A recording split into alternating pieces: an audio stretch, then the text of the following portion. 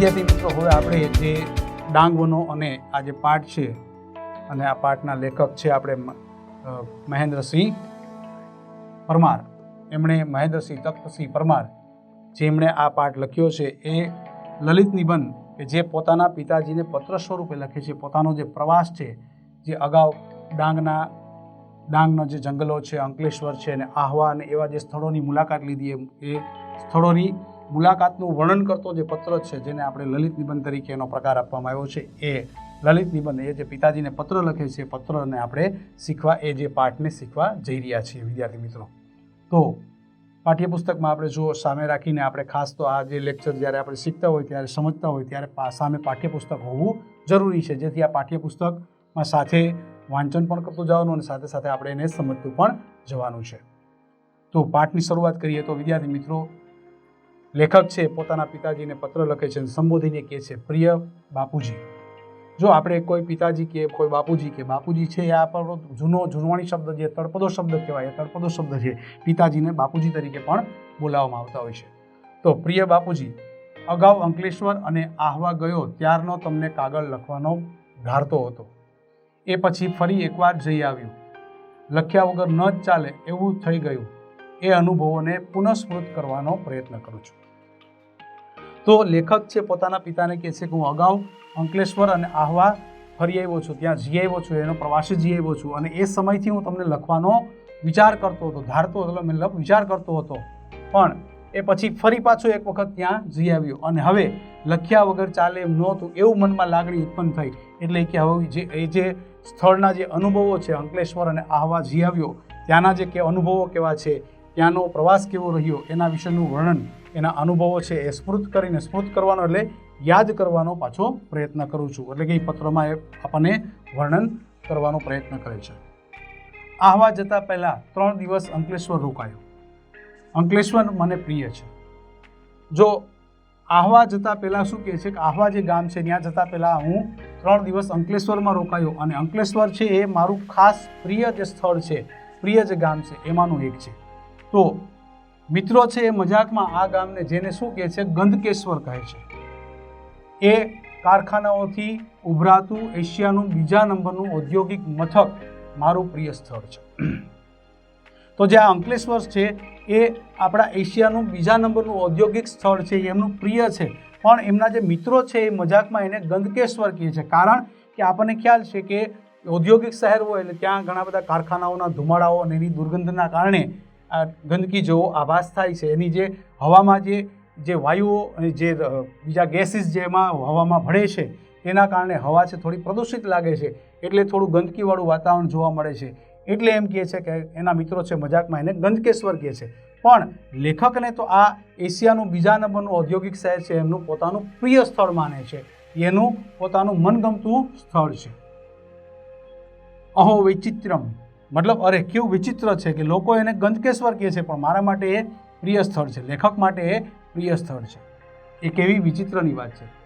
અને કેવી વિચિત્રતા ભેગી સાથે કહે છે, એની દુર્ગંધ સાથે એક ધરોબો કેળવાઈ ગયેલો. તેની દુર્ગંધ સાથે એક ધરોબો એટલે એક પ્રકારનું ઘર જેવું વાતાવરણ.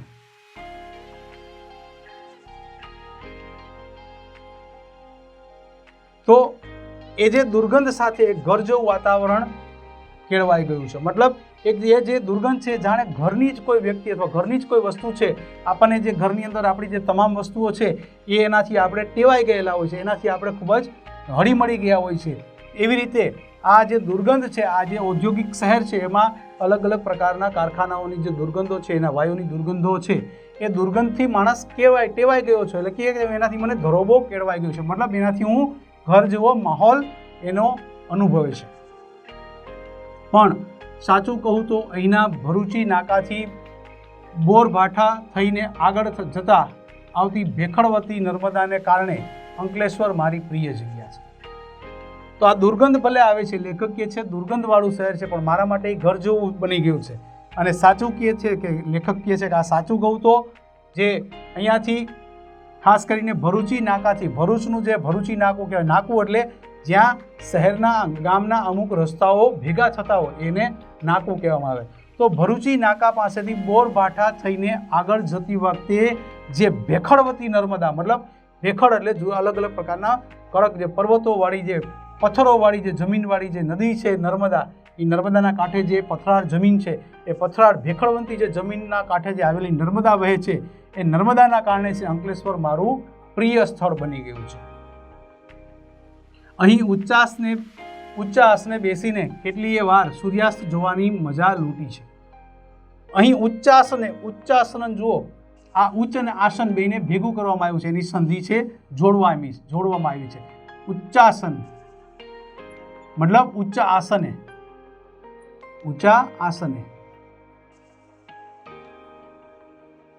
તો ઊંચા આસન એટલે કે ઊંચા સ્થળે બેસીને જે સૂર્ય અસ્ત થવાની જે મજા આનંદ માણવામાં આવે છે.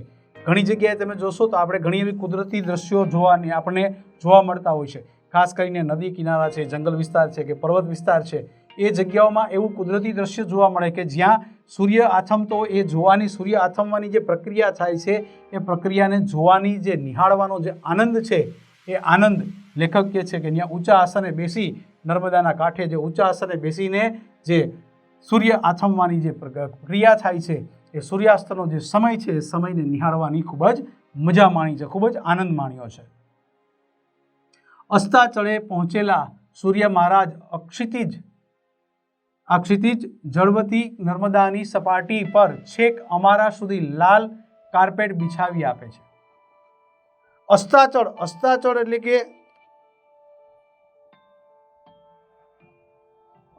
એટલે કે જે પર્વતની પાછળ અથવા તો જ્યાં સૂર્ય છે આથમે છે, જેની પાછળ આથમે છે એવો કાલ્પનિક પર્વત જે છે, આપણે એને અસ્તાચળ કહીએ છીએ. ખરેખર અસ્તાચળ નામનો પર્વત છે નહીં, પણ જ્યાં સૂર્ય આથમે છે, જે પહાડની પાછળ આથમે છે, એ જે કાલ્પનિક પહાડ છે, ખરેખર એ જમીન ઉપર છે નહીં, પણ એ જે કાલ્પનિક પહાડ છે એને અસ્તાચળ કહે છે. તો જ્યાં સૂર્ય આથમે છે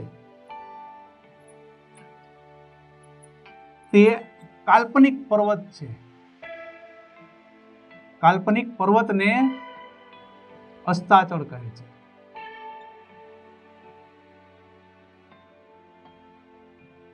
અસ્તાચળનો મિનિંગ જ્યાં સૂર્ય, જે પર્વતની પાછળ સૂર્ય આથમે છે એવો કાલ્પનિક પર્વત જે છે એની વાત છે.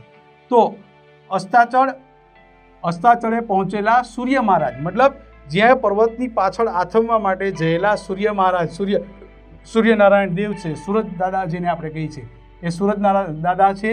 આ ક્ષિતિજ જળવતી નર્મદાની સપાટી, ક્ષિતિજ એટલે ખાસ કરીને જ્યાં જમીન સપાટી અને આકાશની સપાટી મળતી હોય એ જે રેખા છે, એ રેખાને આપણે ક્ષિતિજ કહેવામાં આવે છે. જ્યાં જમીન અને આકાશ બંને ભેગા થતા હોય એવું આપણને ભાસ થાય છે. ખરેખર ક્યાંય આકાશ અને જમીન ભેગા થતા નથી, પણ પૃથ્વી ગોળ છે એટલે આપણી દૂર નજર આવે છે, જ્યાં સુધી આપણી નજર દેખાય ત્યાં સુધી, પછી ત્યાંથી પૃથ્વીનો જે ભાગ છે વળાંક વળે છે, એટલે એ પૃથ્વીનો ભાગ વળાંક વળે ત્યાં આપણી જમીન અને આકાશ ભેગું મળતું હોય એ લાગે છે. તો આકાશ અને ધરતી જ્યાં ભેગી થતી હોય એ જે રેખા છે, એ રેખાને ક્ષિતિજ કહેવામાં આવે. તો એક ક્ષિતિજે જળવંતી નર્મદાની સપાટી પર છેક અમારા સુધી, મતલબ જ્યારે સૂર્ય મહારાજ આથમતા હોય છે આ અસ્તાચળ નામના કાલ્પનિક પર્વતની પાછળ, ત્યારે ક્ષિતિજ એટલે આપણે જ્યાં સુધી દૂર જોઈએ, જ્યાં આકાશ અને ધરતી ભેગા થાય છે, એ સ્થળેથી માંડીને એ નર્મદાની જે પાણીની જે સપાટી છે ત્યાં સુધી લાલ કાર્પેટ બિછાવી આપે છે. લાલ કાર્પેટ બિછાવવું એટલે કે જેનો જે સૂર્ય આથમતી વખતે એનો જે તેજ છે, એનો જે પ્રકાશ છે, એ લાલ પ્રકારનો, થોડો કેસરી પ્રકારનો હોય છે. એટલે એ જે પ્રકાશ છે એ આ બધો જે નર્મદાની જે સપાટી વહે છે, પાણીની જે સપાટી છે, એના ઉપર જાણે લાલ કાર્પેટ પાથરેલી હોય. પણ અહીંયા લાલ કાર્પેટ પાથરવી, બિછાવવી, એનો એક બીજો પણ અર્થ થાય છે, આપણે લેવાનો છે અહીંયા. લાલ કાર્પેટ બિછાવવી મતલબ સ્વાગત કરવું.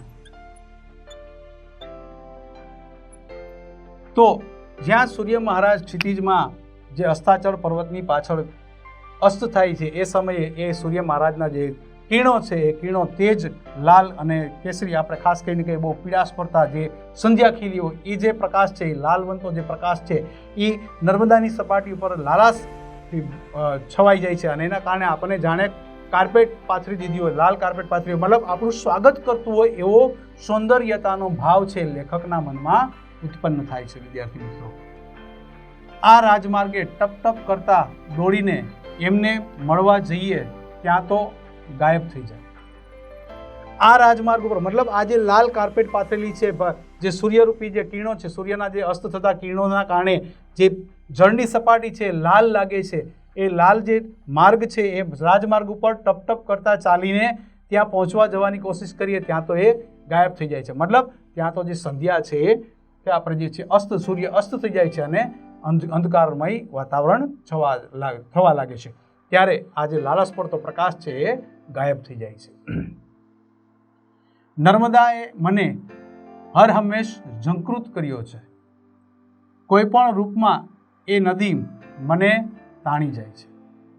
નર્મદાએ મને, લેખક શું કહે છે, નર્મદાએ હંમેશા મને ઝંકૃત કર્યો છે. ઝંકૃત એટલે આપણે એમ કહીએ ને કે આપણને ખડભડાવી ઉઠવું. એક ઝંકૃત એટલે એક પ્રકારનો ઝણકાર આપણા શરીરમાં ઉત્પન્ન થવો, ઝણકાટ ઉત્પન્ન થવો. તો નર્મદા નદીએ હંમેશા મારા શરીરમાં એક પ્રકાર હર હંમેશા મને ઝણહણાટી ઉત્પન્ન કરી છે. મતલબ મારા શરીરની અંદર એવો એક આનંદ વ્યક્ત કર્યો છે. કોઈ પણ રૂપમાં એ નદી મને તાણી જાય છે. એ કોઈ પણ સ્વરૂપે પછી હોય, બરાબર, શાંત વહેતી હોય, ઉછાળા મારતી નદી હોય, એ નદીના જે અલગ અલગ રૂપ છે એના અલગ અલગ આપણે એમ કહીએ, જ્યાંથી ઉત્પન્ન થાય એ બાલ્ય અવસ્થા છે, પછી આગળ ધીમે ધીમે ચાલતી જાય એટલે યુવાની અવસ્થામાં આવે, જ્યાં એનો વેગ વધતો જાય. એટલે આપણે મનુષ્યની જેમ અવસ્થાઓ છે એમ આ નદીની પણ કોઈ પણ અવસ્થા, કોઈ પણ સ્થળે પણ એ પાણી છે, એ જાણે એ નદી છે એ મને તાણી જાય છે. મતલબ એ મને એની તરફ આકર્ષી લે છે. આમ જમણી તરફ સામા પ્રવાહે, જો કે સામો પ્રવાહ તો કહેવાનો, ભરતીની અસર હોય તો છેક સુધી તમે શંકિત રહો કે શું નદીએ વહેણ બદલ્યું. તો હવે આમ જમણી તરફ સામા પ્રવાહે, જમણી તરફ એટલે જે નર્મદા નદીનો જમણી બાજુનો ભાગ છે એમાં સામા પ્રવાહે, સામો પ્રવાહ પછી કાઉન્સમાં આપણને આપ્યું, જો કે સામો પ્રવાહ એ તો ખાલી કહેવાનો, મતલબ સામો પ્રવાહ એટલે જે નદી વહેતી હોય અને આપણે સામેની તરફ એની સામે જતા હોય તો એનો સામો પ્રવાહ કહેવાય. તો એ સામા પ્રવાહ તો માત્ર કહેવાનો છે. શું છે એમાં? તો કે ભરતીની અસર હોય તો છેક સુધી તમે શંકિત રહો. મતલબ ભરતીનો સમય હોય, મતલબ જ્યારે એ નદી છે ઉછાળા મારતી હોય, એની અંદર પાણીનું પ્રમાણ વધુ હોય, પાણીનો જથ્થો વધુ હોય, ત્યારે એ સમયે આપણે શંકિત થઈ જાય. શંકિત થવું એટલે આપણા મનમાં શંકા જાગવી. શંકિત થવું એટલે કે શંકિત એટલે આશંકા ઉત્પન્ન થવી. તો આપણને એવી શંકા ઉત્પન્ન થાય છે કે આ નદી છે એમણે ખરેખર એમનું વેણ બદલી નાખ્યું હોય, મતલબ એમણે પોતાનો જે માર્ગ છે માર્ગ બદલી નાખ્યો હોય એવું આપણને મનમાં શંકા લાગે છે. એવો જે સામો પ્રવાહ છે એ સામા પ્રવાહની વાત કરે છે.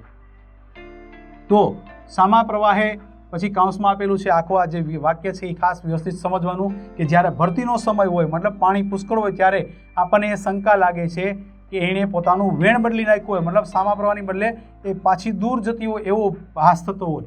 એ કાઉન્સમાં એટલું આપ્યું છે એટલું સમજ. પછી હવે એની સાથે પાછું વાક્ય જોઈન્ટ થઈ જાય છે કે આમ જમણી બાજુ સામા પ્રવાહે જાઉં તો કબીરવડ, નારેશ્વર, જબલપુર અને અમરકંટક સુધીના તમામ પ્રદેશો ફરી વળું તો આમ ડાબી તરફ પ્રવાહ સાથે વહું તો સમુદ્રમાં ત્યાંથી ક્યાંય પહોંચી જાઓ. મતલબ આ જે નદી વહે છે, નદી વહેવાનો જે દિશા કહે છે એમાં જમણી બાજુ જે કહે છે એનો સામો પ્રવાહ, મતલબ સામો પ્રવાહ એટલે જ્યાંથી ઉત્પન્ન થઈને આવે છે ત્યાં એ બાજુનો ભાગ. તો એ બાજુના ભાગ તરફ જોઉં તો એ બાજુ કબીરવડ છે, નારેશ્વર છે, જબલપુર છે અને અમરકંટક સુધીના જે તમામ પ્રદેશોને ફરી વળીએ. અને આમ આ બાજુ ડાબી બાજુ તરફ જોઈએ તો એ ડાબી બાજુ તરફ જ્યાં નર્મદા નદી છે આગળ વહેતી સમુદ્રને છેક મળે છે, તો ત્યાં સમુદ્ર સુધી છેક ત્યાં સુધી પણ હું પહોંચી જાઉં, ત્યાં ક્યાંય હું પહોંચી જાઉં. એ એનું વહેણનું વર્ણન કરે છે, એની સુંદરતા વર્ણન કરે છે કે જમણી બાજુ જ્યાંથી ઉત્પન્ન થાય છે ત્યાં કબીરવડ, નારેશ્વર, જબલપુર અને અમરકંટક જેવા પ્રદેશો આવે છે અને એ પ્રદેશોને ફરી વળીએ આપણે જોઈએ, જમણી બાજુ જોઈએ. અને આમ ડાબી બાજુ જોઈએ તો આ નદી જેમ આગળ જતી જાય એમ સમુદ્રને મળે છે, તો એમ ક્યાંય હું પહોંચી જાઉં. એવી આ નદી છે મને એના પોતાના પ્રવાહની અંદર મને તાણી જાય છે. કબીરવડ સાથે કબીરજીને અનુભવીએ, કેટલાય તપસ્વીઓના તપને અનુભવીએ.